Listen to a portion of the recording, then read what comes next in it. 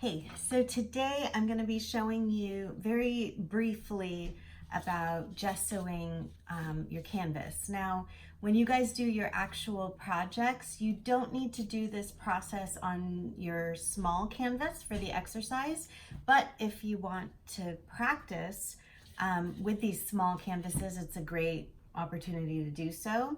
I love these small little canvases. You can get them from Blick. They're inexpensive and they work just fine, especially for what we're going to be doing.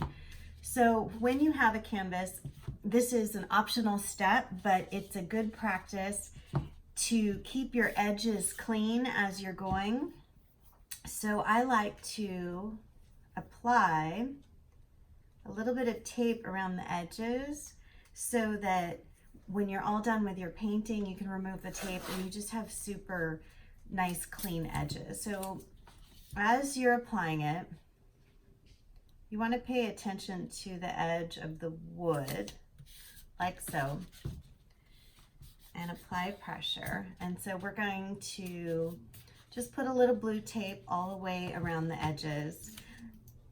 As you progress in your artistic careers, you might actually want to use frog tape, which is green, and it's super adhesive and it really seals well, but for our purposes, the blue tape is going to do just fine. So you just want to pay attention to your edges, get it as close as you possibly can, and then as you have these corners, you want to make sure that these corners don't come over the front surface. You want to kind of bend them more back towards the back.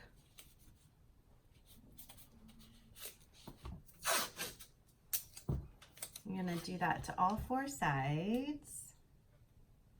And then we're going to be applying a thin coat of gesso to the front. And as we apply it, we're going to come over the edge of the tape.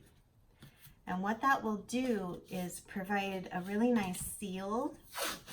So whatever medium you're working with, whether it be acrylic or oil, then it won't bleed onto your edges. So it really makes a nice seal in between your surface where you're painting and then keeping your edges clean.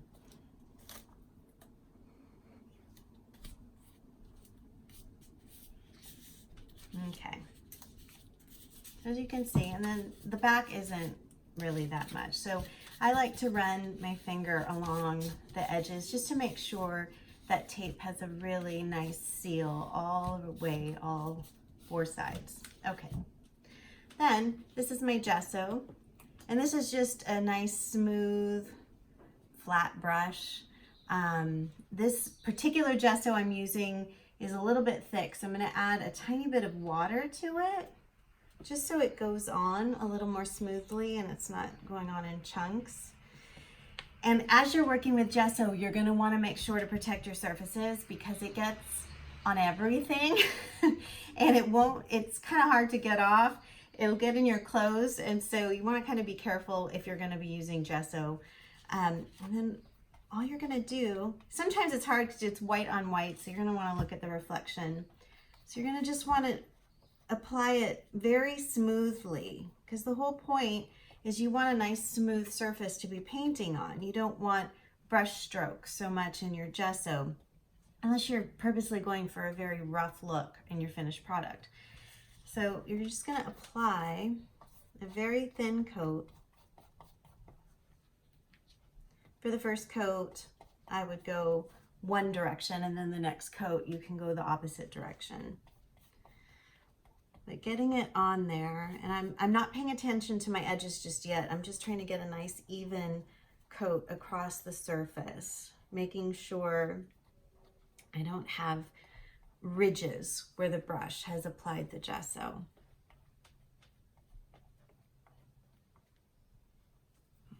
Let's turn this way.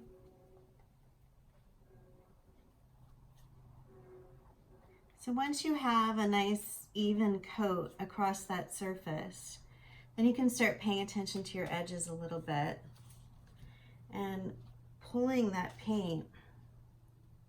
I like to actually paint right over the tape and bring it right over. So you want to make sure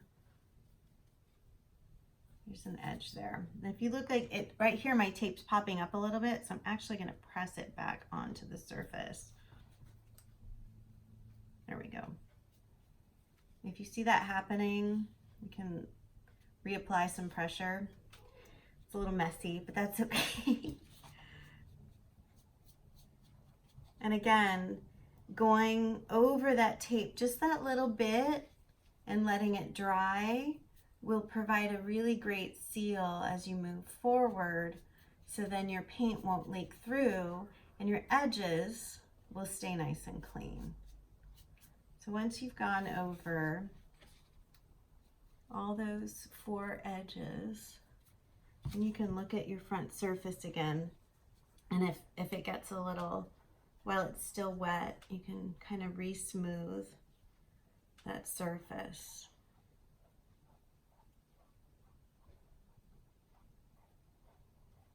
Trying to avoid any ridges or obvious brush strokes in this particular layer, so you have a super smooth surface moving forward to paint on.